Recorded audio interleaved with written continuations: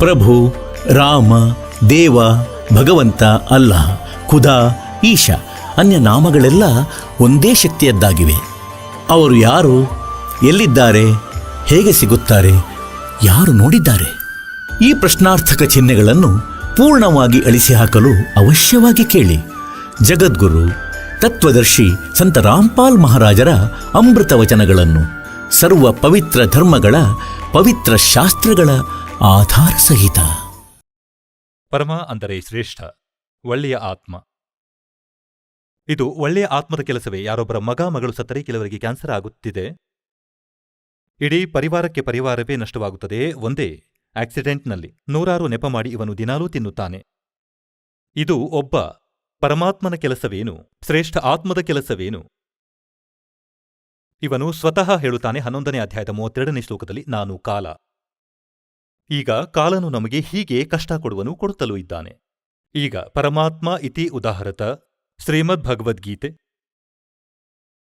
ಅಧ್ಯಾಯ ಸಂಖ್ಯೆ 17ರಲ್ಲಿ ಬಹಳ ನಿರ್ಣಾಯಕ ಜ್ಞಾನವನ್ನು ಕೊಟ್ಟಿದ್ದಾರೆ. ಏಕೆಂದರೆ ಇವು ಆಧ್ಯಾತ್ಮಿಕ ವರ್ಡ್ಗಳಾಗಿವೆ, ಆಧ್ಯಾತ್ಮಿಕ ಶಬ್ದವಾಗಿದೆ, ಆಧ್ಯಾತ್ಮಿಕ ಶಾಸ್ತ್ರವಾಗಿದೆ. ಇದು ಯಾವುದೋ ಊಹಾಪೋಹದ ಹಾಡು ಅಲ್ಲ, ಗಾಡ್ ಗಿವೆನ್ ಸ್ಪಿರಿಚುವಲ್ ನಾಲೆಜ್ ಇದೆ. ಇದನ್ನು ತಿಳಿಯುವುದು ಮಕ್ಕಳ ಆಟವಲ್ಲ. ಎಲ್ಲಿಯವರೆಗೆ ಪರಮಾತ್ಮನ ಆಜ್ಞೆ ಇಲ್ಲದೆ, ಕಬೀರ ಪರಮಾತ್ಮನ ಕೃಪೆ ಇಲ್ಲದೆ ನಾವು ಸದ್ಗ್ರಂಥಗಳನ್ನು ತಿಳಿಯಲಾರೆವು. ಇದು ಸತ್ಯವೆಂದು ತಿಳಿಯಿರಿ. ಇದು ಮಾನವನಿಗೆ ಸಾಧ್ಯವಿಲ್ಲ, ಈ ಸದ್ಗ್ರಂಥಗಳನ್ನು ತಿಳಿಯುವುದು. ಇದನ್ನು ಪರಮಾತ್ಮ ಒಳಗಿಂದ ಪ್ರೇರಣೆ ನೀಡಿ ಒಳಗಿನ ಆ ಅಜ್ಞಾನ ನಾಶ ಮಾಡುತ್ತಾನೆ. ಯಾವ ಭಕ್ತನ ಮೇಲೆ ಅವನು ಕೃಪೆ ತೋರುತ್ತಾನೆ, ಪ್ರಸನ್ನನಾಗುತ್ತಾನೆ. ದಾಸ ಗರೀಬ್ ಮೇರ್ ಸದ್ಗುರು ಕಿ ಖೋಲ ಬದರ್ ಕವಾಡಿ. ಯಾರ ಮೇಲೆ ಆ ಪರಮಾತ್ಮ ದಯೆಯನ್ನು ತೋರುತ್ತಾನೋ ಅವನ ಜ್ಞಾನಯೋಗ ತೆರೆಯುತ್ತಾನೆ. ಇದರಲ್ಲಿ ಹೇಳಲಾಗಿದೆ, ಉತ್ತಮ್ ಪುರುಷತು ಅನ್ಯ ಪರಮಾತ್ಮ ಇತಿ ಉದಾಹರತ. ಅವನನ್ನು ಪರಮಾತ್ಮ ಎಂದು ಹೇಳಲಾಗುತ್ತದೆ.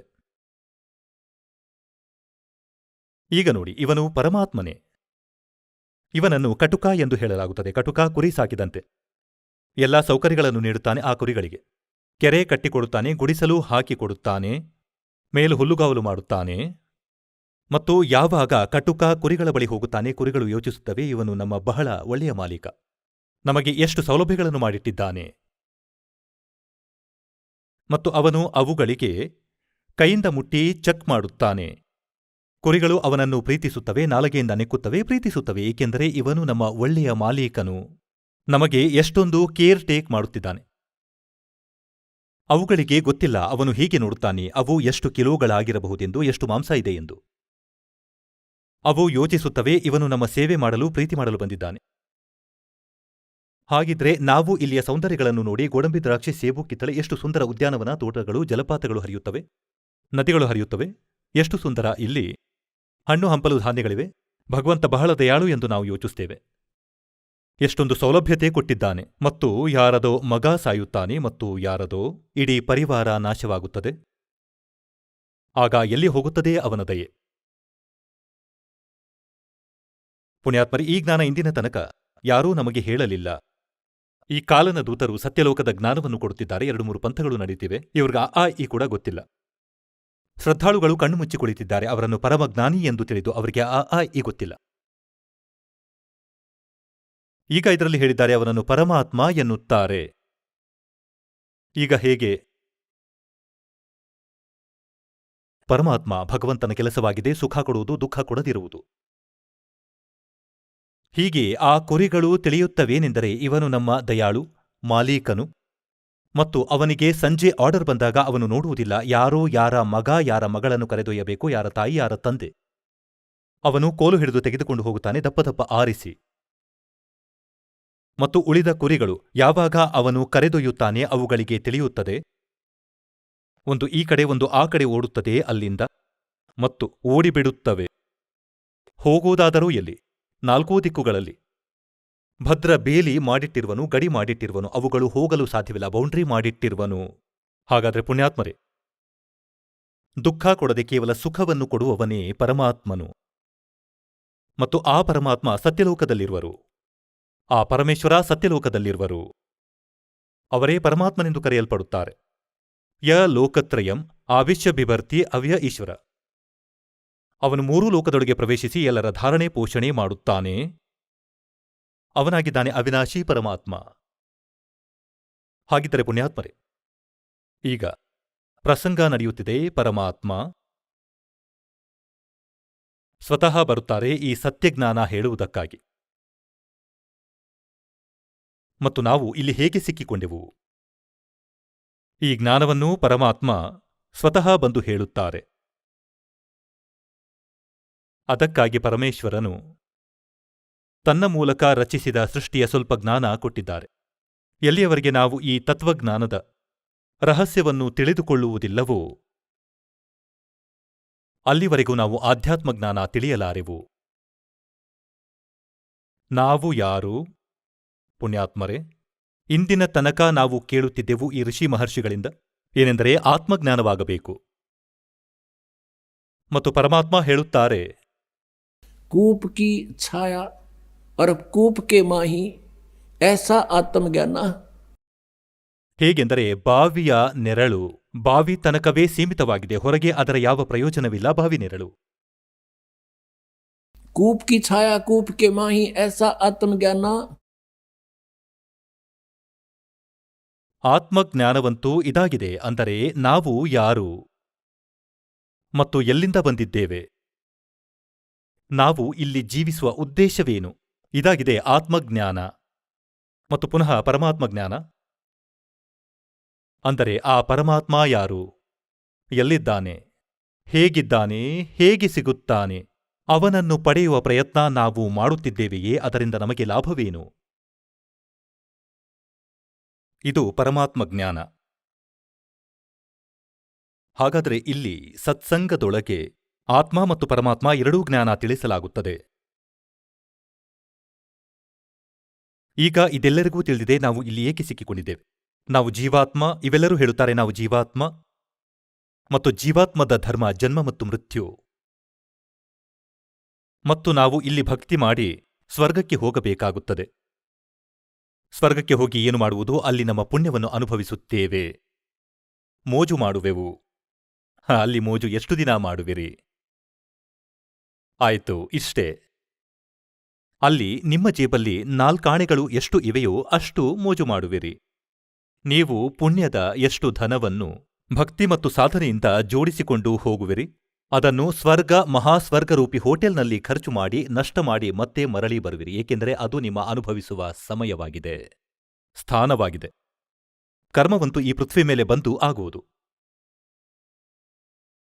ಈಗ ಇಲ್ಲಿಂದ ಯಾವ ಸಾಧನೆಯನ್ನು ಮಾಡಿ ಅಲ್ಲಿ ಹೋಗುತ್ತೇವೋ ಸಾಧನೆಗೆ ತಕ್ಕಂತೆ ಅಲ್ಲಿಗೆ ಹೋಗುತ್ತೇವೆ.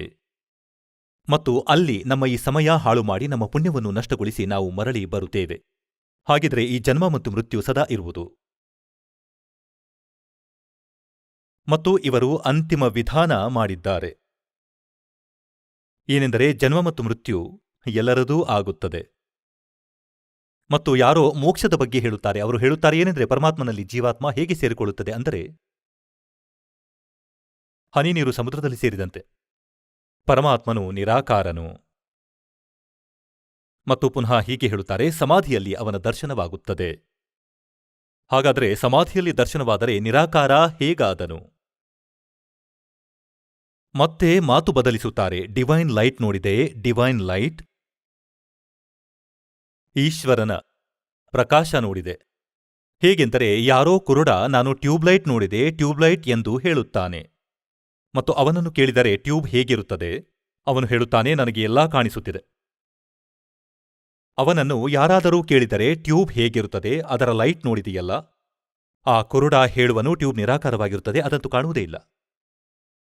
ಟ್ಯೂಬ್ ಇಲ್ಲದೆ ಲೈಟ್ ಹೇಗೆ? ಈಶ್ವರನಿಲ್ಲದೆ ಪ್ರಕಾಶ ಹೇಗೆ? ಹಾಗಾದರೆ ಇದು ನಮ್ಮ ಭ್ರಮೆಯ ಜ್ಞಾನ.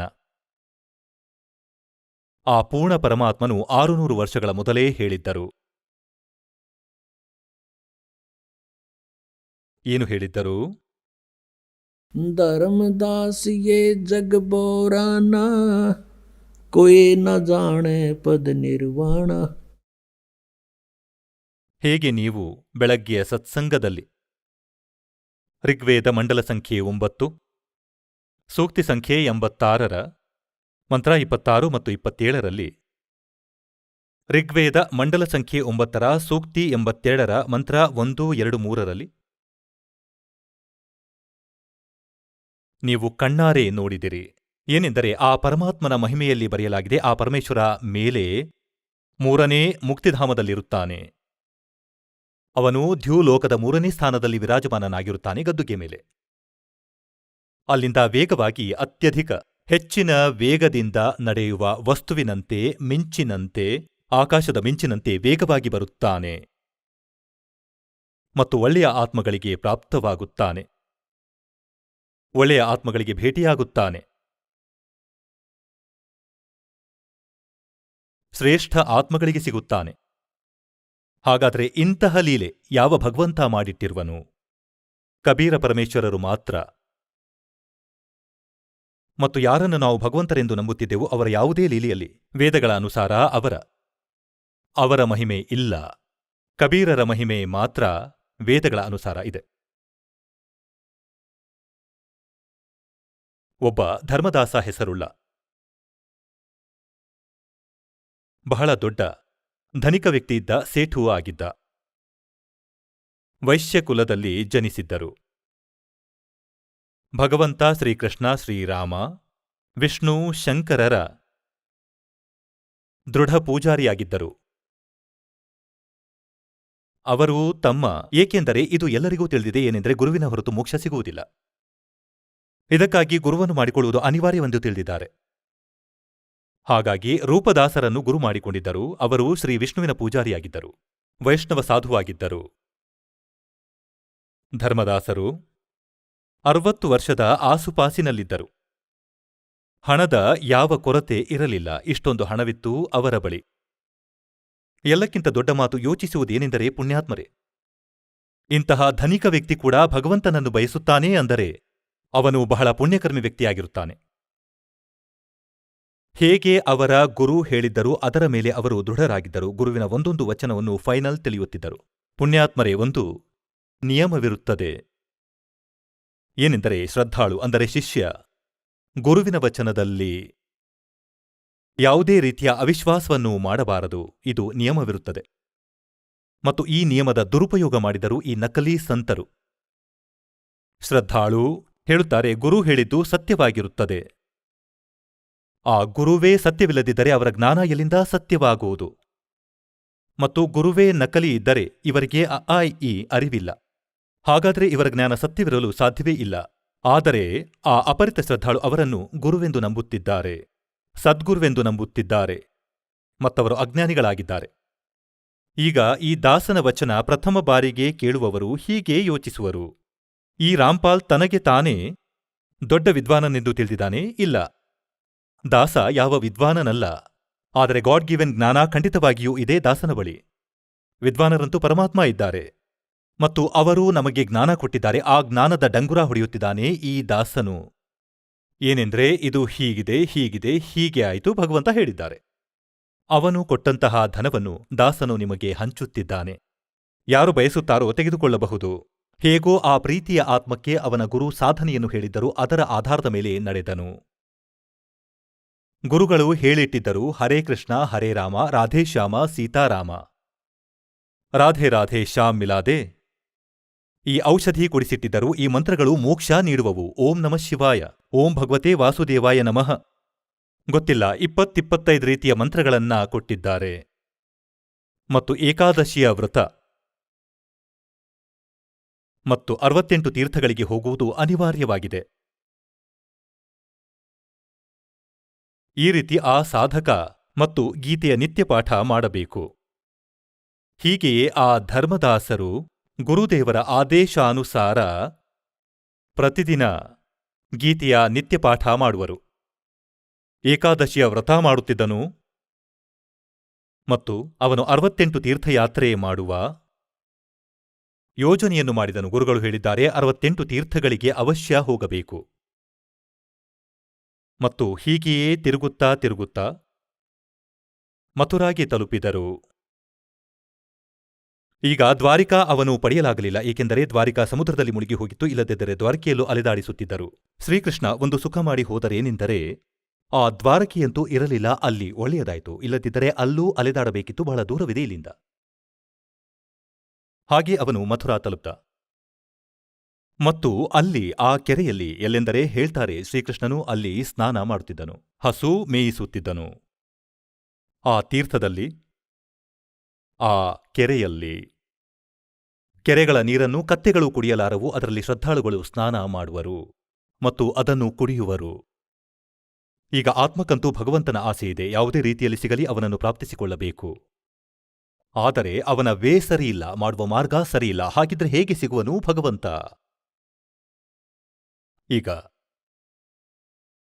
ಧರ್ಮದಾಸರು ಬೆಳ್ಳಂಬೆಳಗ್ಗೆ ಸ್ನಾನವನ್ನು ಮಾಡಿ ಆ ಕೆರೆಯಲ್ಲಿ, ಮಥುರಾದಲ್ಲಿ ನೂರಾರು ಜನರು ಅದರಲ್ಲಿ ಸ್ನಾನ ಮಾಡ್ತಿದ್ರು. ಕೊಳಚೆಯಾಗಿತ್ತು.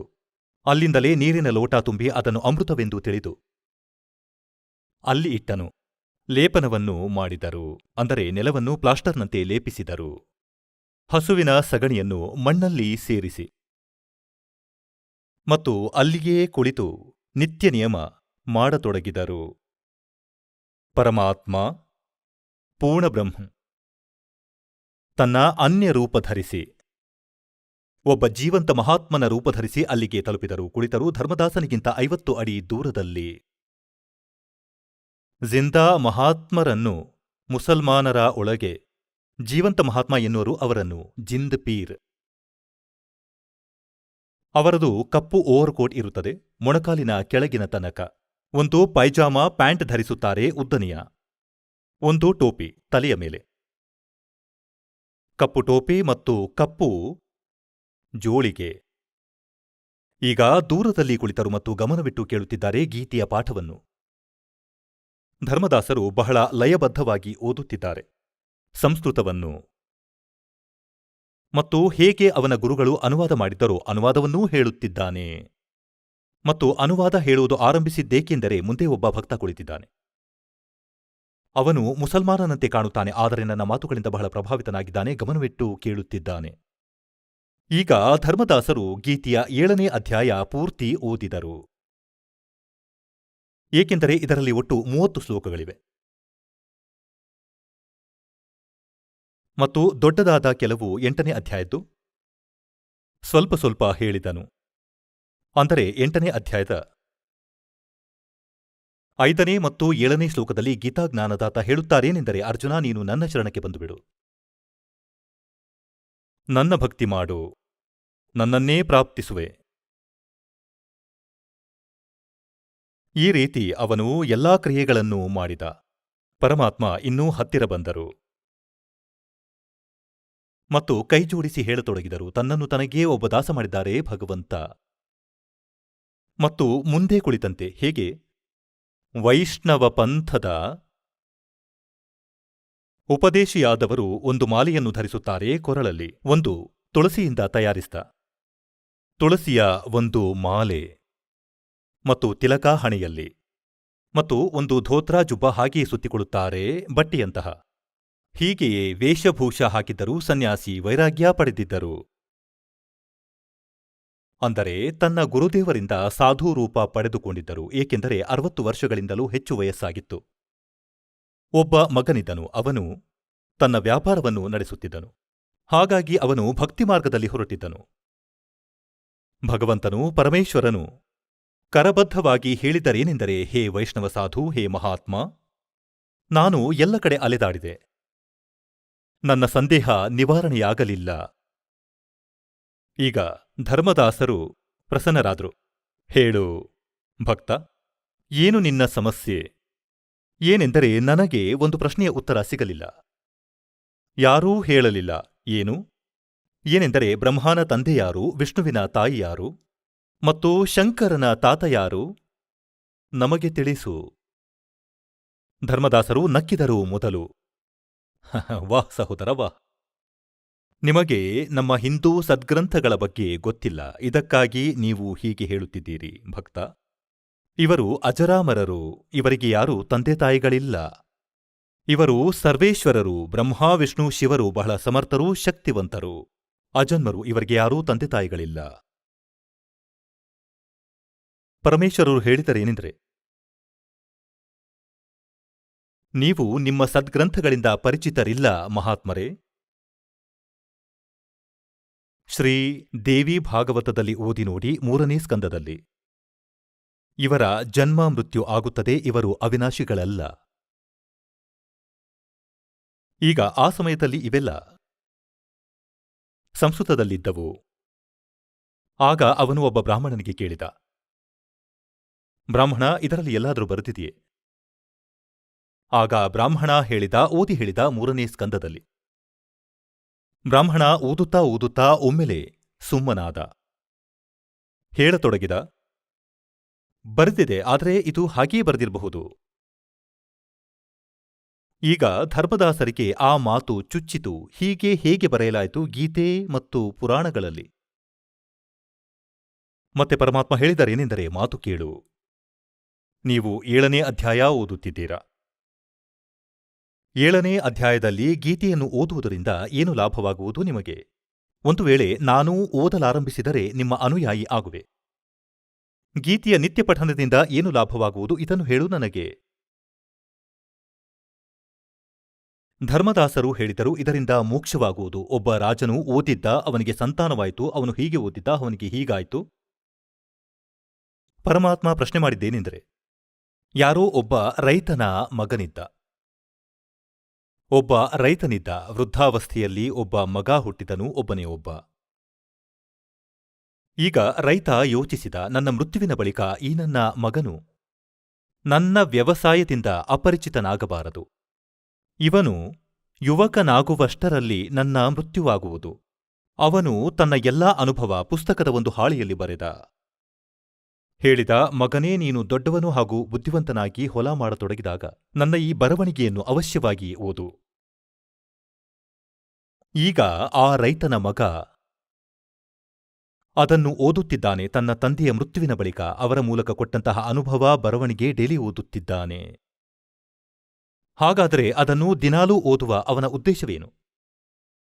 ಪರಮಾತ್ಮ ಹೇಳುತ್ತಾರೆ, ಅವನ ಉದ್ದೇಶ ಇದೇ ಆಗುವುದಲ್ಲವೇ? ಅಂದರೆ ತಂದೆ ಹೇಳಿದಂತೆ ಬೀಜ ಬಿತ್ತುವುದು, ಅದೇ ಧಾನ್ಯ ಬಿತ್ತುವುದು, ಅದನ್ನು ಅದೇ ತರಹ ಅದೇ ಸೀಸನ್ನಲ್ಲಿ ಬಿತ್ತುವುದು ಮತ್ತು ಅದೇ ತರಹ ಸಮಯದಲ್ಲಿ ನೀರನ್ನು ಒದಗಿಸುವುದು. ಹೌದು, ಹೀಗೆಯೇ ಇದೆ. ಮತ್ತೆ ಬರೆಯುವುದರಿಂದ ಬೇರೇನು ಲಾಭ ಅದರದು? ಮತ್ತು ಅವನು ಗೋಧಿಯ ಸ್ಥಳದಲ್ಲಿ ಗಾಂಜಾ ಬಿತ್ತಿದರೆ, ಗೋಧಿಯ ಬೀಜದ ಸ್ಥಾನದಲ್ಲಿ ಗಾಂಜಾ ಬಿತ್ತುತ್ತಿದ್ದರೆ ಅವನೆಂತಹ ರೈತ? ಅವನಂತೂ ಮೂರ್ಖನಾಗಿದ್ದಾನೆ. ಇದನ್ನೇ ಬಿತ್ತಬೇಕು, ಯಾವುದು ಬರೆದಿದೆ ಅದರಲ್ಲಿ. ಹಾಗಾಗಿ ಭಕ್ತನೇ, ನಿಮ್ಮ ಗೀತೆಯಲ್ಲಿ ಬರೆದಂತಹ ನೀವು ಅದೇ ಬೀಜವನ್ನು ಬಿತ್ತುವಿರಿ, ಅದೇ ಶಾಸ್ತ್ರಾನುಕೂಲ ಸಾಧನೆ ಮಾಡುವೆ, ಅದೇ ನಾಮಜಪ ಮಾಡುವೆ, ಆಗ ಲಾಭವಾಗುವುದು. ಬೀಜವು ಭಕ್ತಿಯ ನಾಮವಾಗಿದೆ ಮತ್ತು ಉಳಿದ ಧಾರ್ಮಿಕ ಕ್ರಿಯೆಗಳು ಗೊಬ್ಬರ ಮತ್ತು ನೀರು ಒದಗಿಸುವುದು. ನೀವು ಬೀಜವನ್ನೇ ತಪ್ಪು ಬಿತ್ತಿರುವಿರಿ. ಗೀತೆಯಲ್ಲಿ ಎಲ್ಲಾದರೂ ಇದೆಯೇ? ಹರೇ ರಾಮ ಹರೇ ಕೃಷ್ಣ, ಕೃಷ್ಣ ಕೃಷ್ಣ ಹರೇ ಹರೇ, ಸೀತಾರಾಮ್ ರಾಧೇಶ್ಯಾಮ್, ರಾಧೆ ರಾಧೆ ಶ್ಯಾಮ್ ಮಿಲಾದೆ, ಓಂ ನಮಃ ಶಿವಾಯ, ಓಂ ಭಾಗವತೆ ವಾಸುದೇವಾಯ ನಮಃ. ಎಲ್ಲಾದರೂ ಗೀತೆಯಲ್ಲಿ ಬರೆದಿದೆಯೇ? ಖಂಡಿತ ಇಲ್ಲ. ಮತ್ತು ಇವುಗಳನ್ನು ಕಂಠಸ್ಥ ಮಾಡುತ್ತಿರುವ ನೀನು ಆ ರೈತನ ಮೂರ್ಖ ಮಗನಿಗಿಂತ ಕಡಿಮೆ ಏನು? ಅರೆ, ಗೀತೆಯಲ್ಲಿ ಬರೆದಿರುವಂತೆ ಮಾಡಿದರೆ ಲಾಭವಾಗುವುದು. ಇದರಲ್ಲಿ ಏಕಾದಶಿಯ ವ್ರತ ಎಲ್ಲಾದರೂ ಬರೆದಿದೆಯೇ? 6ನೇ ಅಧ್ಯಾಯದ 16ನೇ ಶ್ಲೋಕದಲ್ಲಿ ನಿಷೇಧಿಸಲಾಗಿದೆ, ಹೇ ಅರ್ಜುನ, ಈ ಯೋಗ ಅಂದರೆ ಸಾಧನೆ, ಭಕ್ತಿ.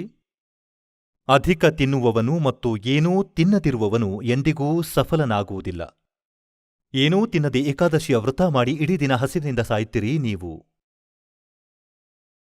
ಈಗ ಗೀತೆಯಂತೂ ಅವನು ಓದಿದ್ದನು, ಕಂಠಸ್ಥ ಮಾಡಿದ್ದನು. ಧರ್ಮದಾಸನಿಗೆ ಪರಮಾತ್ಮನ ಒಂದೊಂದು ಮಾತುಗಳು ಮನಸ್ಸಿಗೆ ಚುಚ್ಚುತ್ತಿದ್ದವು. ಅರೆ, ನೀನು ಗೀತೆಯನ್ನು ಶಿರೋಧಾರ್ಯವೆಂದು ನಂಬುತ್ತೀಯ. ಭಗವಂತನ ಆದೇಶದ ವಿರುದ್ಧ ಸಾಧನೆ ಮಾಡುತ್ತಿರುವೆ. 16ನೇ ಅಧ್ಯಾಯದ 23ನೇ ಶ್ಲೋಕದಲ್ಲಿ ಬರೆಯಲಾಗಿದೆ, ಶಾಸ್ತ್ರವಿಧಿಯನ್ನು ತ್ಯಜಿಸಿ. ಯಾರು ಮನಸ್ಸೆಚ್ಚೆ ಆಚರಣೆ ಮಾಡುತ್ತಾರೆ ಅವರ ಮೋಕ್ಷವಾಗುವುದಿಲ್ಲ, ಯಾವ ಸಿದ್ಧಿಯೂ ಪ್ರಾಪ್ತಿಯಾಗುವುದಿಲ್ಲ, ಯಾವ ಸುಖವೂ ಸಿಗುವುದಿಲ್ಲ. ಯೂಸ್ಲೆಸ್. ಈಗ ಈ ಮನಸ್ಸು ದೊಡ್ಡ ರಾಕ್ಷಸ. ಇದು ಬೇಗನೆ ಸೋಲು ಒಪ್ಪುವುದಿಲ್ಲ. ಈಗ ಎಲ್ಲಾ ಕೇಳಿ ತಿಳಿದುಕೊಳ್ಳುತ್ತಿದ್ದಾನೆ ಮತ್ತು ಹೃದಯದಲ್ಲಿಳಿಯುತ್ತಿದೆ. ಈಗ ಏನಾಯಿತು? ಏಕೆಂದರೆ ಕಾಲನಿಗೆ ತಿಳಿಯಿತು, ಈಗ ನಿನ್ನ ಒಬ್ಬ ವ್ಯಕ್ತಿ ಹೋಗುವನು, ಇವನಂತೂ ನನ್ನ ಜಾಲದಿಂದ ಹೋಗುವೆನೆಂದು ಒಳಗಿನಿಂದ ಪ್ರೇರೇಪಿಸಿದ ಅವನ ಮನಸ್ಸಿನಲ್ಲಿ ಬಂತು, ಇವನು ಮುಸಲ್ಮಾನನು. ಇವನು ವ್ಯರ್ಥ ಮಾತನಾಡುತ್ತಿರುವನು. ಎಲ್ಲರೂ ರಾಮನಾಮವನ್ನು ಹೀಗೇ ಜಪಿಸುತ್ತಿದ್ದಾರೆ. ಎಲ್ಲರೂ ಈ ನಾಮವನ್ನೇ ಜಪಿಸುತ್ತಾರೆ ಇಡೀ ಹಿಂದೂ ಸಮಾಜದಲ್ಲಿ. ಹಾಗಾಗಿ ಅವನು ಏನು ಹೇಳಿದನೆಂದರೆ, ಧರ್ಮದಾಸನು ಪರಮಾತ್ಮನಿಗೆ, ಜಿಂದ ಮಹಾತ್ಮ, ನಿನ್ನ ಮಾತು ನನಗೆ ಕಹಿ ಅನಿಸುತ್ತಿದೆ. ನೀನು ಮಹಾತ್ಮನು, ಇಲ್ಲದಿದ್ದರೆ ನಾನು ನಿನ್ನೊಡನೆ ಜಗಳವಾಡ್ತಿದ್ದೆ. ನೀನು ಸಾಧುವೇಷದಲ್ಲಿರುವೆ. ಇನ್ನು ಮುಂದೆ ಇಂತಹ ಮಾತುಗಳನ್ನು ಹೇಳಬೇಡ. ನಮ್ಮ ಭಗವಂತರ ಬಗ್ಗೆ, ನಮ್ಮ ಮಂತ್ರಗಳ ಬಗ್ಗೆ ವ್ಯರ್ಥ ಮಾತನಾಡಬೇಡ. ಪರಮಾತ್ಮ ಅದೇ ಸಮಯದಲ್ಲಿ ತಿಳಿದರೂ ಇವನಲ್ಲಿ ಕಾಲ ಬಂದ. ಭಗವಂತ ಅಂತರ್ಧ್ಯಾನರಾದರೂ ಅಲ್ಲಿಂದ ಅದೃಶ್ಯರಾದರು. ಮತ್ತು ಎದುರಲ್ಲಿ ವ್ಯಕ್ತಿ ಮಾತನಾಡುತ್ತಿದ್ದರೆ ಒಮ್ಮೆಲೆ ಅದೃಶ್ಯರಾದರೆ ಗಾಬರಿಗೊಳ್ಳುವನು. ಮತ್ತು ವ್ಯಾಪಾರಸ್ಥನಿದ್ದನು. ಮುಂದಿನಿಂದ ಭಗವಂತ ಒಮ್ಮೆಲೆ ಅದೃಶ್ಯರಾದರು. ಅದೇ ಸಮಯ ಅವನಿಗೆ ಆಘಾತವಾದಂತಾಯಿತು. ಮತ್ತು ಯೋಚಿಸಿದ, ಎಲ್ಲಾ ಮಾತುಗಳು ಸತ್ಯ ಹೇಳುತ್ತಿದ್ದರು. ಎಲ್ಲವೂ ಸತ್ಯ ಸತ್ಯ ಹೇಳುತ್ತಿದ್ದರು. ನನ್ನ ಭಾಗ್ಯ ನುಚ್ಚುನೂರಾಯಿತು. ಇವನಾರೋ ದೇವದೂತನಿದ್ದನು. ಯಾರೋ ಭಗವಂತ ಕಳುಹಿಸಿದ ದೂತನಾಗಿದ್ದನು. ನಾನು ದೊಡ್ಡ ತಪ್ಪು ಮಾಡಿದೆ. ಎಲ್ಲಾ ಮಾತುಗಳನ್ನು ಸರಿಯಾಗಿಯೇ ಹೇಳುತ್ತಿದ್ದ. ಈಗ ಪರಮಾತ್ಮ ಇಲ್ಲೂ ಹೇಳಿದ್ದರು, ಯಾವ ಕೆರೆಯಲ್ಲಿ ನೀನು ಸ್ನಾನ ಮಾಡಿ ಬಂದೆ? ಇದರಲ್ಲಿ ಗೊತ್ತಿಲ್ಲ ಎಷ್ಟು ಜೀವಿಗಳನ್ನು ಕೊಂದೆ ನೀನು. ಈಗ ಧರ್ಮದಾಸನಿಗೆ ಮಾಲೀಕನು ಹೇಳಿದ್ದನು ಏನೆಂದರೆ, ನೀನು ಗೀತೆಯನ್ನು ಓದುತ್ತೀಯ. ಗೀತೆಯ ಅಧ್ಯಾಯ 8 ಶ್ಲೋಕ 13ರಲ್ಲಿ ಓದು. ಏನೆಂದರೆ, ಓಂ ಇತಿ ಏಕಾಕ್ಷರಂ ಬ್ರಹ್ಮ್ ವ್ಯಾಹರನ್ ಮಾಂ ಅನುಸ್ಮರನ್ ಯ ಪ್ರಯಾತಿ ತ್ಯಜಂದೇಹಂ ಸ ಯಾತಿ ಪರಮಾಂ ಗತಿಂ. ಬ್ರಹ್ಮನಾದ ನನ್ನ ಕೇವಲ ಒಂದು ಓಂ ಅಕ್ಷರವಿದೆ, ನಥಿಂಗ್ ಎಲ್ಸ್. ಮತ್ತು ಯಾರು ಇದರ ಉಚ್ಚಾರಣೆ ಮಾಡಿ ಸ್ಮರಣೆ ಮಾಡುತ್ತಾ ಶರೀರ ಬಿಟ್ಟು ಹೋಗುವರು, ಸ ಯಾತಿ ಪರಮಾಂ ಗತಿಂ, ಅವರು ಪರಮಗತಿಯನ್ನು ಪ್ರಾಪ್ತಿಸಿಕೊಳ್ಳುವರು. ಅದು ಓಂನಿಂದ ಸಿಗುವ ಪರಮಗತಿ. ಮತ್ತು ನೀವು ಜಪಿಸುವಿರಿ, ಹರೇ ರಾಮ್ ಹರೇ ಕೃಷ್ಣ ರಾಧೇ ಶ್ಯಾಮ್ ಸೀತಾರಾಮ್ ರಾಧೇ ರಾಧೆ. ಇದ್ಯಾವ ಮಾತು?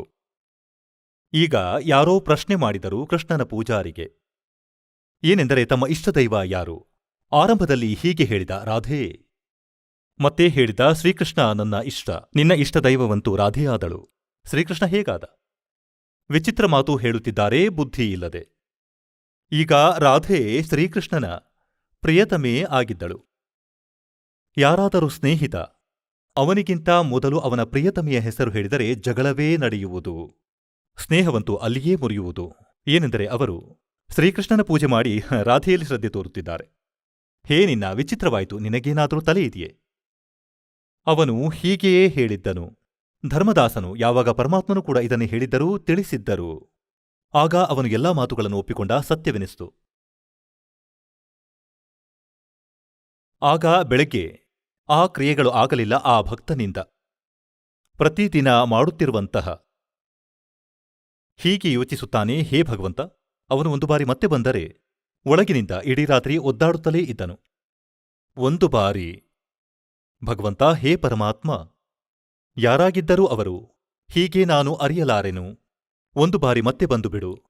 ನಾನು ಯಾವ ವಾದವಿವಾದ ಮಾಡಲಾರೆ. ವಿನಮ್ರತೆಯಿಂದ ಎಲ್ಲಾ ಮಾತುಗಳನ್ನೂ ಕೇಳುವೆ. ಹೀಗೆ ಇಡೀ ರಾತ್ರಿ ಮಗ್ಗಲು ಬದಲಾಯಿಸಿ ಕಳೆದರು.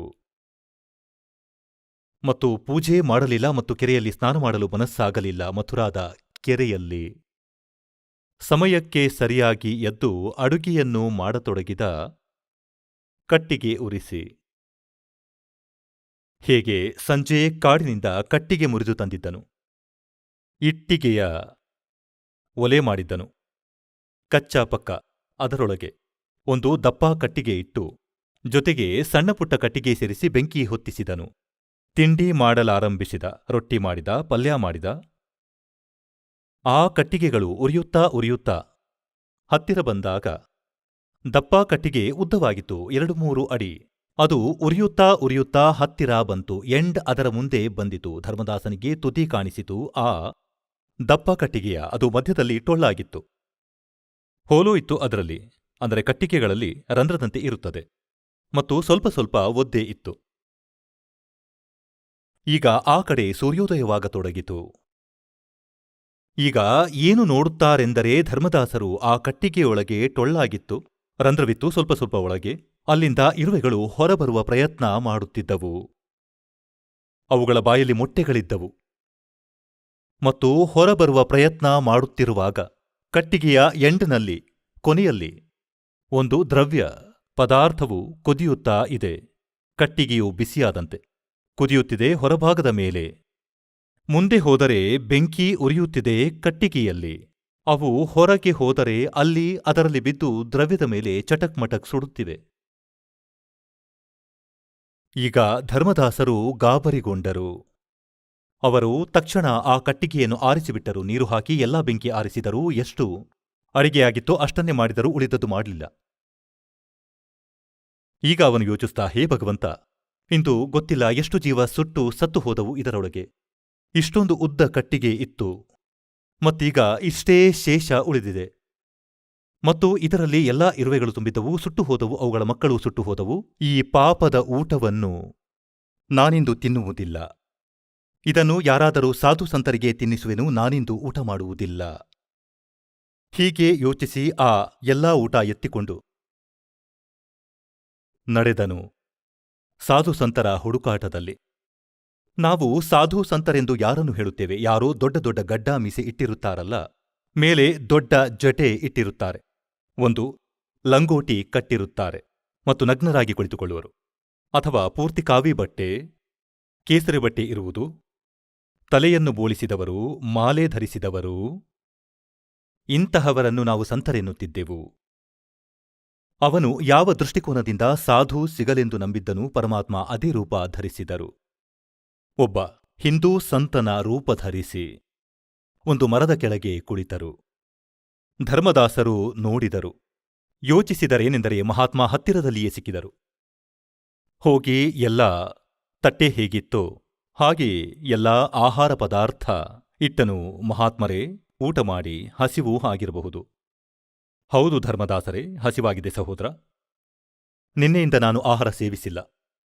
ಧರ್ಮದಾಸ ಹೇಳಿದಾಗ ಅವನು ಒಂದು ಬಾರಿ ನೋಡಿದ, ಈ ಮಹಾತ್ಮರು ನನ್ನನ್ನು ಬಲ್ಲರೂ ಕೂಡ. ಅವನು ಯೋಚಿಸಿದ, ನಾನು ಬಹಳ ದೊಡ್ಡ ಯಜ್ಞ ದಾಸೋಹ ಮಾಡಿಸುತ್ತಿದ್ದೆ, ಸಾಧು ಸಂತರಿಗೆ ಕರೆದು ಅವರಿಗೆ ಊಟವನ್ನು ಬಡಿಸುತ್ತಿದ್ದೆ. ಅವರಲ್ಲಿ ಯಾರೋ ಇರಬಹುದು. ಗಮನ ಕೊಡಲಿಲ್ಲ. ಪರಮಾತ್ಮ ಒಂದು ಲೋಟ ನೀರು ಜೊತೆಯಲ್ಲಿಟ್ಟುಕೊಂಡಿದ್ದರು.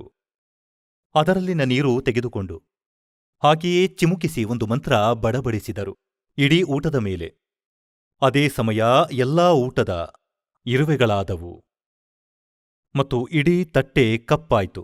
ಮತ್ತು ಇರುವೆಗಳು ಮೊಟ್ಟೆ ಹಿಡಿದು ಹೊರಗೆ ಬರಲು, ತಟ್ಟೆಯಿಂದ ಹೊರಗೆ ಬರಲು ಪ್ರಯತ್ನ ಮಾಡುತ್ತಿದ್ದವು. ಆಗ ಪ್ರಥಮ ದಿನ ಮಾತುಕತೆ ಮಾಡಿದ ರೂಪದಲ್ಲಿಯೇ ಪರಮಾತ್ಮ ಬಂದರು ಮತ್ತು ಹೇಳಿದರು, ಹೇ ಧರ್ಮದಾಸ, ನೀನು ಬಂದಿದ್ದು ಪುಣ್ಯ ಮಾಡಲು. ಮತ್ತು ನೀನು ನಿನ್ನೆ ಏನು ಹೇಳುತ್ತಿದ್ದೆ? ಪರಮಾತ್ಮನನ್ನು ನೋಡಿ ಧರ್ಮದಾಸನು ಮುಸಲ್ಮಾನ ರೂಪದಲ್ಲಿ ಭಗವಂತನಿಗೆ ಒಬ್ಬ ಮುಸಲ್ಮಾನನೆಂದು ತಿಳಿದ. ಮತ್ತು ಪರಮಾತ್ಮ ಈ ಕಹಿ ಸತ್ಯವನ್ನು ಹೇಳಿದಾಗ ಅವನಿಗೆ ದುಃಖವಾಯಿತು. ಮತ್ತು ಹೇಳಿದ್ದನೆಂದರೆ, ನಾವು ಜೀವಹಿಂಸೆ ಮಾಡುವುದಿಲ್ಲ, ನಾವು ಅನ್ಯರಂತೆ ಜೀವಹಿಂಸೆ ಮಾಡುವುದಿಲ್ಲ. ಅಂದರೆ ಬಹಳ ದುಃಖಪಟ್ಟು ಹೇಳಿದ್ದನು. ಒಂದು ಚುಚ್ಚುಮಾತು ಹೇಳಿದ್ದ, ಮುಸಲ್ಮಾನ, ನೀನು ಮಾಂಸವನ್ನು ತಿನ್ನುತ್ತೀಯ, ನಾವು ಹಿಂದೂಗಳು ಹಿಂಸೆ ಮಾಡುವುದಿಲ್ಲ, ನಾವು ಜೀವಹಿಂಸೆ ಮಾಡುವುದಿಲ್ಲ. ಆಗ ಪರಮಾತ್ಮ ಹೇಳಿದರು, ನಿನಗಿಂತ ಕಟುಕ ಒಳ್ಳೆಯವನು, ಮತ್ತು ಈ ಪಾಪದ ಊಟ ನೀನು ನನಗೆ ತಿನ್ನಿಸಲು ಬಂದಿರುವೆ. ಅರೆ ಅಪರಾಧಿ ವ್ಯಕ್ತಿ. ಆಗ ಧರ್ಮದಾಸನು ನೋಡಿದ, ಇವರು ನಿನ್ನೆ ಸಿಕ್ಕಿದ್ದರು. ಕಾಲಿಗೆ ಬಿದ್ದನು. ಜೋರಾಗಿ ಅಳಲಾರಂಭಿಸಿದ. ಹೇ ಭಗವಂತ, ನನ್ನಿಂದ ತಪ್ಪಾಯಿತು. ನಾನು ನಿಮ್ಮೊಡನೆ ನಿನ್ನೆ ವಾದವಿವಾದ ಮಾಡಿದೆ. ನನ್ನನ್ನು ಕ್ಷಮಿಸು ಭಗವಂತ, ನನ್ನಿಂದ ತಪ್ಪಾಯಿತು. ನನಗೆ ಆ ಜ್ಞಾನ ಮತ್ತೆ ಹೇಳಿ. ಈಗ ಪರಮಾತ್ಮ ಬಯಸುತ್ತಿದ್ದರು ಇವನು ಸುಧಾರಿಸಲಿ, ಯಾವುದೇ ತರಹ, ಯಾವುದೇ ರೀತಿಯಲ್ಲಿ ರೋಗ ನಿವಾರಿಸಲಿ. ಕೊಳಕು ತುಂಬಿಕೊಂಡಿದ್ದಾನೆ ಒಳಗೆ. ಹಾಗಾಗಿ ಅಲ್ಲಿಯೇ ಕುಳಿತರು. ಈಗ ಕೇಳು ಮುಂದಿನ ಜ್ಞಾನ. ನಿನ್ನೆ ನೀನು ಗೀತೆಯ 7ನೇ ಅಧ್ಯಾಯ ಓದಿದ್ದೆ. 7ನೇ ಅಧ್ಯಾಯ 12ರಿಂದ ಹಿಡಿದು 15ರವರೆಗೆ ಮತ್ತು 20ರಿಂದ ಹಿಡಿದು 23ರವರೆಗೆ. ಈ ಶ್ಲೋಕಗಳಲ್ಲಿ ನೀನು ಯಾರ ಪೂಜೆ ಮಾಡುತ್ತಿರುವೆ? ಈ 3 ಗುಣಗಳಲ್ಲಿ ನೀನು ಶಂಕರ ಮತ್ತು ವಿಷ್ಣುವಿನ, ತಮೋಗುಣ ಶಂಕರ ಮತ್ತು ಸತೋಗುಣ ವಿಷ್ಣುವಿನ ಪೂಜೆ ಮಾಡುತ್ತಿರುವೆ. ಹೌದು. ಹಾಗಿದ್ದರೆ ಏನು ಬರೆದಿದೆ ನಿನ್ನ ಗೀತೆಯಲ್ಲಿ? ತೋರಿಸು ಒಂದು ಬಾರಿ. ಆಗ ಪರಮಾತ್ಮ ತೋರಿಸಿದರು, ನೋಡು, ಓದಿ. ಪುಣ್ಯಾತ್ಮರೇ, ಇಂದಿನಿಂದ 600 ವರ್ಷಗಳ ಮೊದಲು ಪರಮಾತ್ಮ ಈ ಜ್ಞಾನವನ್ನು ಹೇಳಿದ್ದರು. ಇಂದು ದಾಸ ಸದ್ಗ್ರಂಥಗಳಲ್ಲಿ ನಿಮಗೆ ತೋರಿಸುತ್ತಿರುವನು. ಗೀತೆಯನ್ನು ಹಿಂದೂ ಸಮಾಜದಲ್ಲಿ ಶಿರೋಧಾರ್ಯ ಮತ್ತು ಒಳ್ಳೆಯ ಸದ್ಗ್ರಂಥವೆಂದು ನಂಬಲಾಗಿದೆ ಮತ್ತು ಇದೇ ಕೂಡ. ಆದರೆ ಇದರ ಒಳಗೆ ಏನು ಬರೆದಿದೆ ಇದು ನಮಗೆ ಇಂದಿನವರೆಗೂ ತಿಳಿದಿಲ್ಲ. ಕಬೀರ್ ಪರಮೇಶ್ವರರು 600 ವರ್ಷಗಳ ಮೊದಲೇ ಹೇಳಿದ್ರು, ಏಕೆಂದರೆ ಅವರು ಪರಮಾತ್ಮ. ಈಗ ನೋಡಿ, ಶ್ರೀಮದ್ ಭಗವದ್ಗೀತೆ ಗೀತಾ ಪ್ರೆಸ್ ಗೋರಖ್ಪುರದಿಂದ ಪ್ರಕಾಶಿತಗೊಂಡಿದೆ. ಜಯದಯಾಲ್ ಗೋಯಂತಕ ಇದರ ಅನುವಾದಕರು. ಇದು ಅಧ್ಯಾಯ 7. ಶ್ರೀಮದ್ ಭಗವದ್ಗೀತೆ ಇದರಲ್ಲಿ 12ನೇ ಶ್ಲೋಕದಲ್ಲಿ ನೋಡಿ. ಇದರಲ್ಲಿ ಬರೆದಿದೆ, ಮತ್ತೂ ಕೂಡ ಯಾವ ಸತೋಗುಣದಿಂದ ಉತ್ಪನ್ನರಾಗುವ ಭಾವನೆಗಳಿವೆ ಮತ್ತು ರಜೋಗುಣ ಹಾಗೂ ತಮೋಗುಣದಿಂದಾಗುವ ಭಾವನೆಗಳು ಇವೆಯೋ ಅವೆಲ್ಲವುಗಳನ್ನು ನನ್ನಿಂದಲೇ ಆಗುವುದು ಎಂದು ತಿಳಿ. ಆದರೆ ವಾಸ್ತವದಲ್ಲಿ ಅವುಗಳಲ್ಲಿ ನಾನು ಮತ್ತು ಅವು ನನ್ನಲ್ಲಿ ಇಲ್ಲ. ಈಗ ರಜಗುಣ, ಸತೋಗುಣ, ತಮೋಗುಣ ಇವುಗಳು ಏನು? ಸ್ವಲ್ಪ ಕಾನ್ಸೆಪ್ಟ್ ಅನ್ನು ಕ್ಲಿಯರ್ ಮಾಡಬೇಕು. ರಜಗುಣ ಬ್ರಹ್ಮ, ಸತಗುಣ ವಿಷ್ಣು, ತಮಗುಣ ಶಿವ. ನೋಡಿ, ಮಾರ್ಕಂಡೇಯ ಪುರಾಣ. ಇಲ್ಲಿಂದ ಪ್ರಾರಂಭಿಸೋಣ. ಗೀತಾ ಪ್ರೆಸ್ ಗೋರಖ್ಪುರದಿಂದ ಪ್ರಕಾಶಿತ. ಸಚಿತ್ರ ದಪ್ಪ ಅಚ್ಚು, ಗೀತಾ ಪ್ರೆಸ್ ಗೋರಖ್ಪುರದಿಂದ ಪ್ರಕಾಶಿತ. ಪ್ರಕಾಶಕರು ಹಾಗೂ ಮುದ್ರಕರು ಗೀತಾ ಪ್ರೆಸ್ ಗೋರಖ್ಪುರ, ಗೋವಿಂದ ಭವನ ಕಾರ್ಯಾಲಯ, ಕೋಲ್ಕತ್ತಾದ ಸಂಸ್ಥಾನ. ಇದು ಇವರ ಫ್ಯಾಕ್ಸ್ ಮತ್ತು ಫೋನ್ ನಂಬರ್. ಇದರ 123ನೇ ಪುಟದಲ್ಲಿ ನೋಡಿ.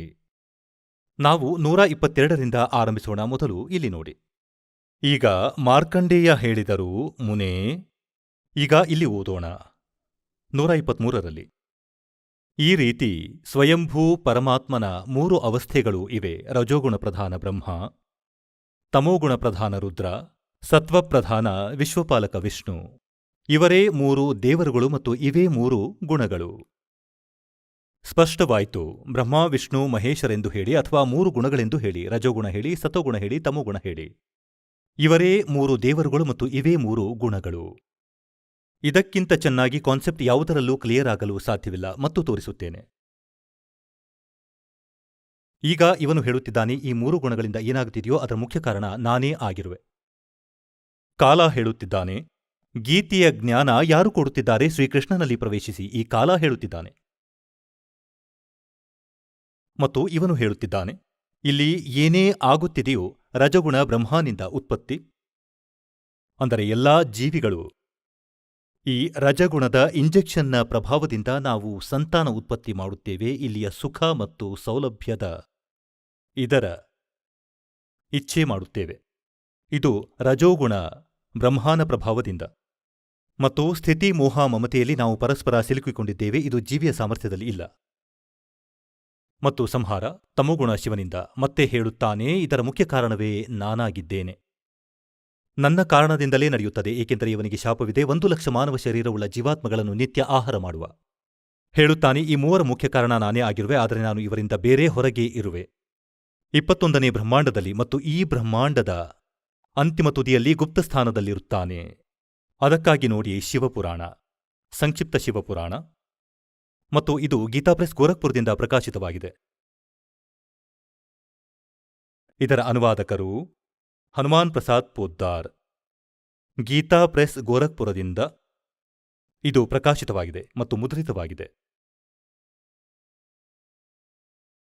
ಇದರ 110ನೇ ಪುಟದಲ್ಲಿ ನಿಮಗೆ ತೋರಿಸುತ್ತೇನೆ. ರುದ್ರ ಸಂಹಿತೆ ಮತ್ತು ಸಂಕ್ಷಿಪ್ತ ಶಿವಪುರಾಣ, ಪುಟ 110 ಮತ್ತು 9ನೇ ಅಧ್ಯಾಯ ಸಮಾಪ್ತಿಯಾಗುತ್ತದೆ ಇದರ ಕೊನೆಯಲ್ಲಿ. ಇದೇ ಪ್ರಕಾರ ಬ್ರಹ್ಮ, ವಿಷ್ಣು ಹಾಗೂ ರುದ್ರ ಈ 3 ದೇವರುಗಳಲ್ಲಿ ಗುಣಗಳು ಇವೆ. ರಜಗುಣ ಬ್ರಹ್ಮ, ಸತಗುಣ ವಿಷ್ಣು, ತಮೋಗುಣ ಶಂಕರ. ಆದರೆ ಶಿವನನ್ನು ಗುಣಾತೀತನೆಂದು ನಂಬುತ್ತಾರೆ. ಅವನು ಇವರಿಗಿಂತ ಬೇರೆಯವನು. ಇವನು ಕಾಲ, ಸದಾಶಿವ ಹೇಳಿ, ಮಹಾಶಿವ ಹೇಳಿ, ಕಾಲ ಹೇಳಿ, ಕಾಲರೂಪಿ ಬ್ರಹ್ಮ ಹೇಳಿ, ಇವನು ಬೇರೆ. ಶ್ರೀಮದ್ ದೇವಿ ಭಾಗವತ ಮತ್ತು ಕಾನ್ಸೆಪ್ಟ್ ಕ್ಲಿಯರ್ ಮಾಡೋಣ. ಇದು ಸಂಸ್ಕೃತ ಸಹಿತವಿದೆ ಮತ್ತು ಬಂಬೈ ಶ್ರೀಕೃಷ್ಣದಾಸ ವೆಂಕಟೇಶ್ವರ ಪ್ರೆಸ್ನಿಂದ ಇದು ಮುದ್ರಿತವಾಗಿದೆ. ಇದನ್ನು ನೋಡಿ. ಶ್ರೀಮದ್ ದೇವಿ ಭಾಗವತ್ ಅಥ ಶ್ರೀಮದ್ದೇವಿ ಭಾಗವತ್ ಸಭಾಷ್ಟೀಕಂ ಸ ಮಹಾತ್ಮ್ಯಂ. ಖೇಮರಾಜ ಶ್ರೀಕೃಷ್ಣದಾಸ ಪ್ರಕಾಶನ, ಬಂಬೈ 4. ಇಲ್ಲಿಂದ ಇದು ಪ್ರಕಾಶಿತ. ಇದರಲ್ಲಿ ಸಂಸ್ಕೃತವೂ ಜೊತೆಯಲ್ಲಿದೆ. ಇದರ ನಾವು 3ನೇ ಸ್ಕಂದ ಓದೋಣ.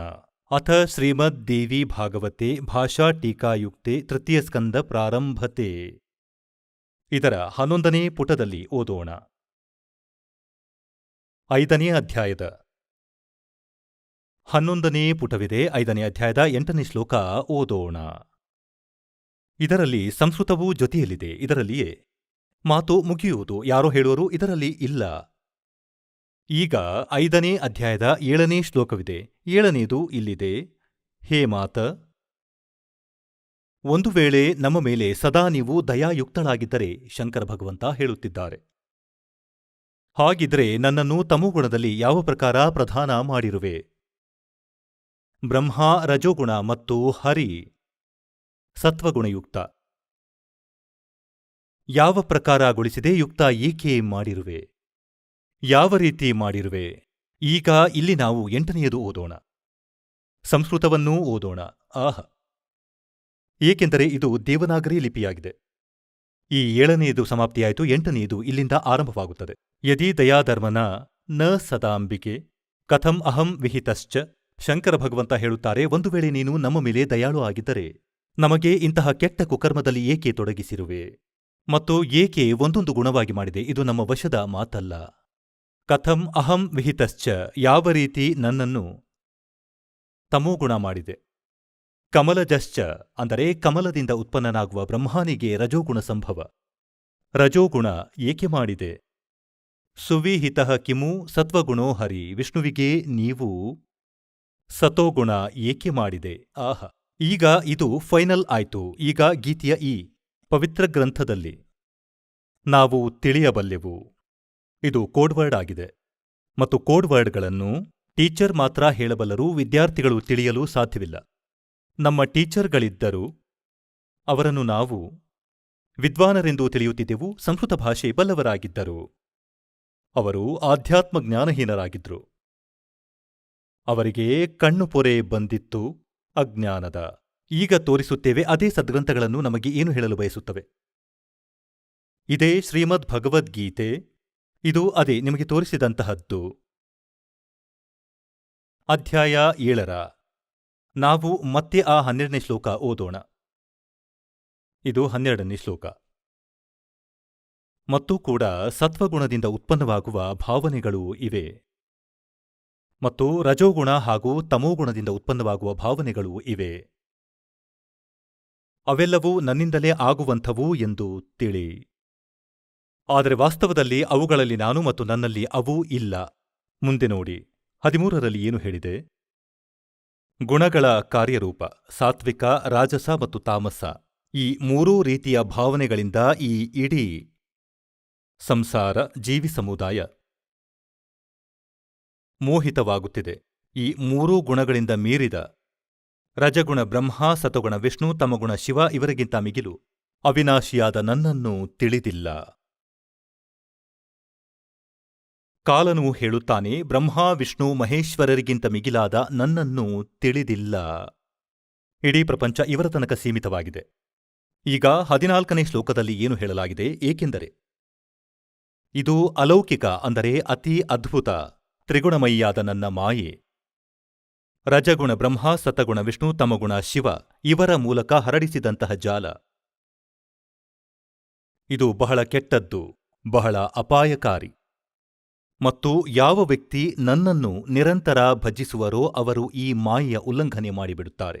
ಅಂದರೆ ಯಾರು ಬ್ರಹ್ಮ ಸಾಧನೆ ಮಾಡುತ್ತಾರೋ ಅವರು ಇವರಿಗಿಂತ ಮೇಲಾಗುವರು, ಅಧಿಕ ಲಾಭ ಪ್ರಾಪ್ತಿಸುವರು. ಬ್ರಹ್ಮ ವಿಷ್ಣು ಮಹೇಶ್ವರಿಗಿಂತ ಹೆಚ್ಚು ಲಾಭ, ಅಂದರೆ ಅವರು ಮಹಾಸ್ವರ್ಗಕ್ಕೆ ಹೋಗುವರು. ಇದು ಇದರ ಅರ್ಥ. ಈಗ ನೋಡಿ 15ನೇ ಶ್ಲೋಕದಲ್ಲಿ, 7ನೇ ಅಧ್ಯಾಯದ 15ನೇ ಶ್ಲೋಕದಲ್ಲಿ ಗೀತೆಯಲ್ಲಿ ಎಷ್ಟು ಅದ್ಭುತ ಮಾಡಿದ್ದಾರೆ. ಮಾಯೆ ಮೂಲಕ ಯಾರ ಜ್ಞಾನ ಹರಣವಾಗಿದೆ? ತ್ರಿಗುಣಮಯೀ ಮಾಯೆ, ರಜಗುಣ ಬ್ರಹ್ಮ, ಸತಗುಣ ವಿಷ್ಣು, ತಮಗುಣ ಶಿವ, ಇವರಿಗಿಂತ ಮುಂದೆ ಯಾರನ್ನೂ ನಂಬಲು ತಯಾರಿಲ್ಲ. ಇವರ ಬುದ್ಧಿ ಅಲ್ಲಿವರೆಗೆ ಕೊನೆಗೊಂಡಿದೆ. ಇವರ ಮೂಲಕ ಯಾರ ಜ್ಞಾನ ಹರಣವಾಗಿದೆ? ರಜಗುಣ ಬ್ರಹ್ಮ, ಸತಗುಣ ವಿಷ್ಣು, ತಮಗುಣ ಶಿವರ ಮಾಯೆಯ ಮೂಲಕ ಮತ್ತು ಇವರ ಮುಂದೆ ಯಾರ ಭಕ್ತಿಯನ್ನೂ ಮಾಡುವುದಿಲ್ಲ. ಅದರ ವಿಷಯವಾಗಿ ಹೇಳಲಾಗಿದೆ, ಅಸುರ ಸ್ವಭಾವವನ್ನು ಧಾರಣೆ ಮಾಡಿರುವ ಮನುಷ್ಯರಲ್ಲಿ ನೀಚ, ಆಹ, ನರಾಧಮ ಮತ್ತು ದೂಷಿತ ಕರ್ಮ ಮಾಡುವವರು ಮೂರ್ಖರು. ಆಹ, ದೂಷಿತ ಕರ್ಮ ಮಾಡುವವರು ಮೂಢ ಜನರು ನನ್ನನ್ನು ಭಜಿಸುವುದಿಲ್ಲ. ಅಂದರೆ ನೇರ ಅರ್ಥವಾಯಿತು ಏನೆಂದರೆ, ಯಾವುದೋ ಭಜಿಸುವ ಮಾತಿದೆ. ಬ್ರಹ್ಮ ವಿಷ್ಣು ಮಹೇಶರನ್ನು ಪೂಜಿಸುತ್ತಾರೆ ಅವರು. ಗೀತಾ ಜ್ಞಾನದಾತ ಹೇಳುತ್ತಾನೆ, ಅವರು ನನ್ನನ್ನು ಭಜಿಸುವುದಿಲ್ಲ, ಏಕೆಂದರೆ ಇದನ್ನು ಕಾಲ ಹೇಳುತ್ತಿದ್ದಾನೆ.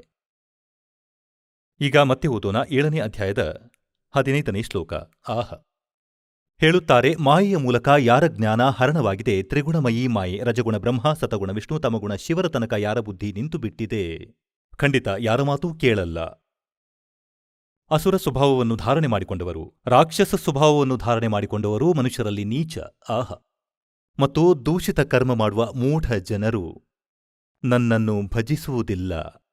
ಪುಣ್ಯಾತ್ಮರೇ, ಇದು ಕೋಡ್ ವರ್ಡ್ ಆಗಿದೆ, ಸಾಂಕೇತಿಕ ಶಬ್ದವಾಗಿದೆ. ಇವುಗಳನ್ನು ಟೀಚರ್ ತಿಳಿದುಕೊಂಡು ಮುಂದೆ ಸ್ಟೂಡೆಂಟ್ಸ್ಗೆ ಹೇಳುತ್ತಾರೆ. ಇದರ ಅರ್ಥ ಏನಾಯ್ತೆಂದರೆ, ಯಾರು ರಜಗುಣ ಬ್ರಹ್ಮ, ಸತಗುಣ ವಿಷ್ಣು, ತಮಗುಣ ಶಿವ ಇವರ ಪೂಜೆ ಮಾಡುತ್ತಾರೆ, ಅವರು ರಾಕ್ಷಸ ಸ್ವಭಾವ ಧಾರಣೆ ಮಾಡಿರುವ ಗೀತೆಯಲ್ಲಿ ಬರೆಯಲಾಗಿದೆ. ಮತ್ತು ದೂಷಿತ ಕರ್ಮ ಮಾಡುವವರು ಮೂರ್ಖ, ಮೂಢರು. ರಾಕ್ಷಸ ಸ್ವಭಾವವನ್ನು ಧಾರಣೆ ಮಾಡಿದಂತಹ ಮನುಷ್ಯರಲ್ಲಿ ನೀಚ, ಮನುಷ್ಯರಲ್ಲಿ ನೀಚ ಮತ್ತು ದೂಷಿತ ಕರ್ಮ ಮಾಡುವ ಮೂರ್ಖ. ಗೀತೆಯ ಜ್ಞಾನದಾತ ಬ್ರಹ್ಮ ಹೇಳುತ್ತಾನೆ, ನನ್ನ ಪೂಜೆ ಕೂಡ ಮಾಡುವುದಿಲ್ಲ ಇವರು. ಒಂದು ಕಾಲದಲ್ಲಿ ಒಬ್ಬ ಭಸ್ಮಾಗಿರಿ ಹೆಸರಿನ ಒಬ್ಬ ತಪಸ್ವಿ ಇದ್ದನು. ತಮೋಗುಣ ಶಿವನ ಸಾಧನೆ ಮಾಡುತ್ತಿದ್ದನು. ಮತ್ತು ಭಗವಂತ ಶಿವನ ಗೇಟ್ ಮುಂದೆ ಮುಷ್ಕರ ಹಾಕಿಬಿಟ್ಟ. ಕಾಲು ಮೇಲೆ ತಲೆ ಕೆಳಗೆ ಮಾಡಿ ಶೀರ್ಷಾಸನದಲ್ಲಿ 12 ವರ್ಷಗಳ ಕಾಲ ನಿಂತುಕೊಂಡ.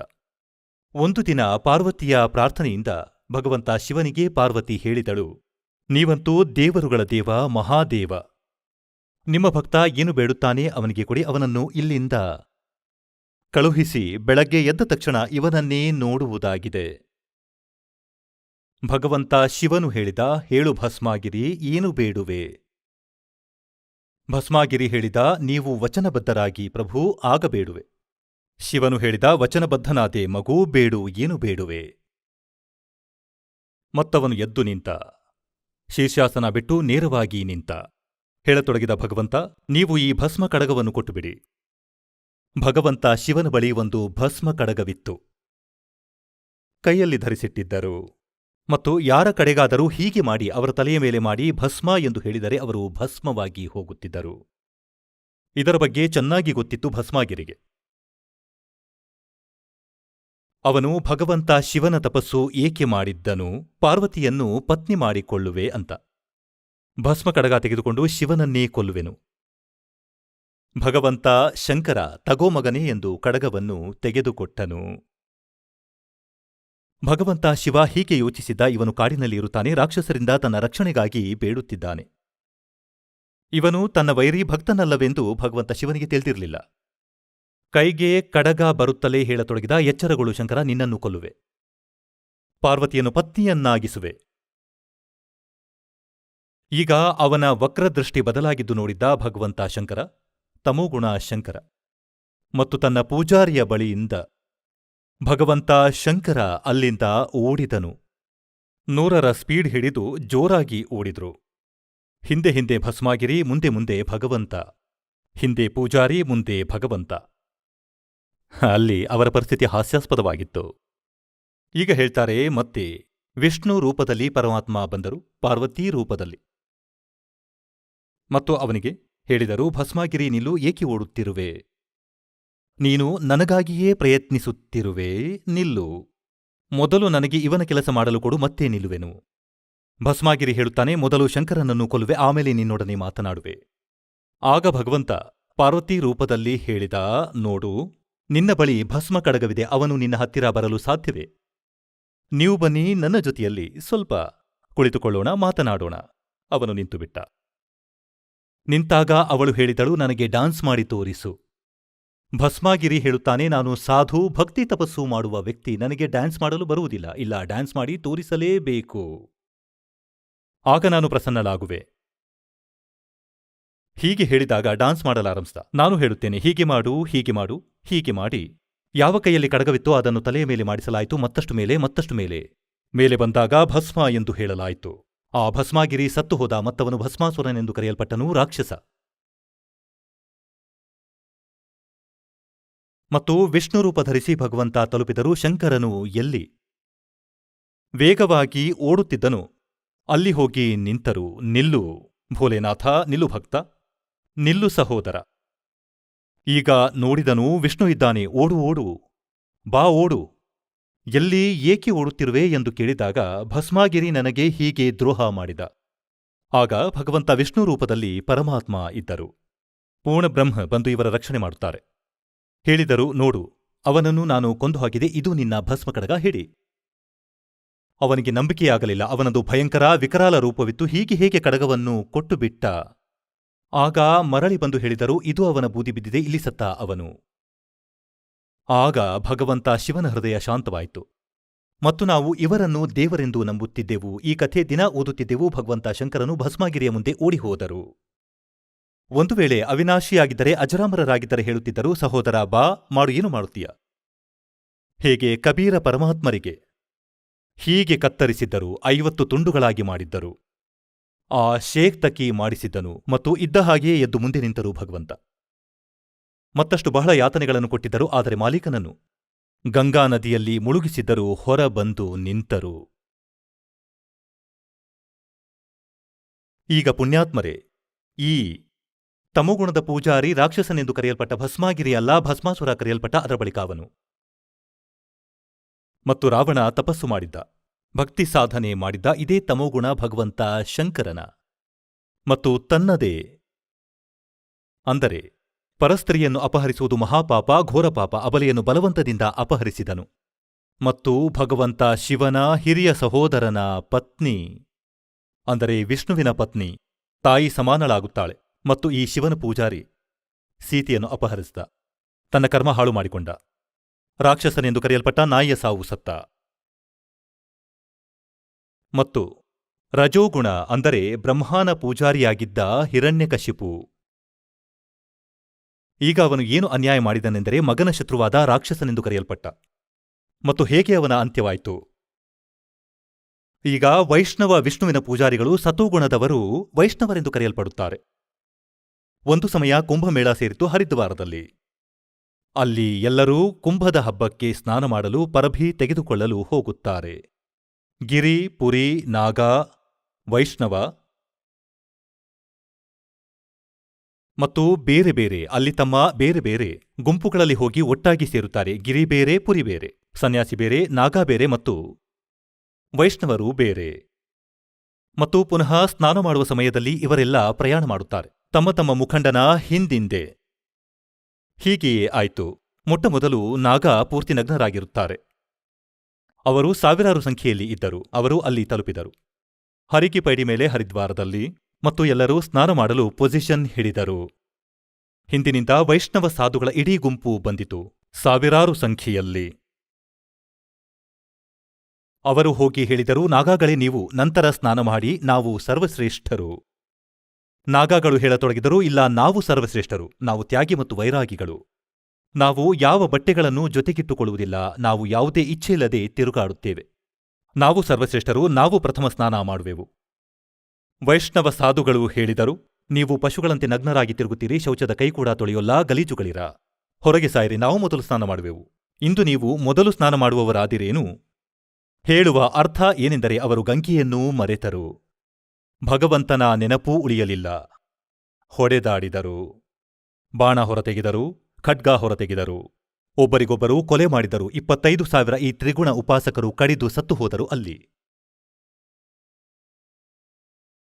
ಹಾಗಿದ್ರೆ ಈ ಕರ್ಮ ಯಾರ್ದು? ರಾಕ್ಷಸ ಸ್ವಭಾವವನ್ನು ಧರಿಸಿಕೊಂಡವರು, ಮನುಷ್ಯರಲ್ಲಿ ನೀಚ ದೂಷಿತ ಕರ್ಮ ಮಾಡುವ ಮೂರ್ಖರು. ಗಂಗೆಯ ನೀರು ಕೊಳಕಾಗುತ್ತಿದ್ದೆ. 2 ನಿಮಿಷದ ನಂತರ ಸ್ನಾನ ಮಾಡಿ.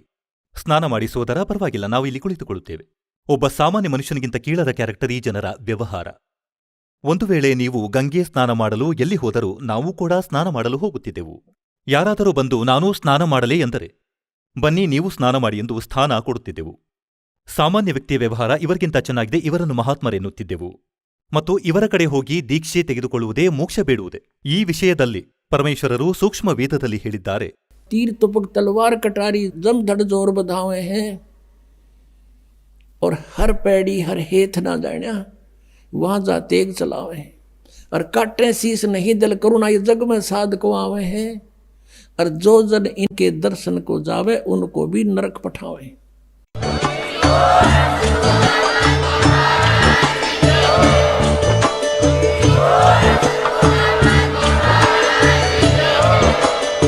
ನೀವು ಕೇಳಿದ್ದೀರಿ ಜಗದ್ಗುರು ತತ್ವದರ್ಶಿ ಸಂತ ರಾಮ್ಪಾಲ್ ಮಹಾರಾಜರ ಮಂಗಳ ಪ್ರವಚನ. ಹೆಚ್ಚಿನ ಮಾಹಿತಿಗಾಗಿ ವಿಸಿಟ್ ಮಾಡಿ ನಮ್ಮ ವೆಬ್ಸೈಟ್ www.jagadguru-rampalji.org.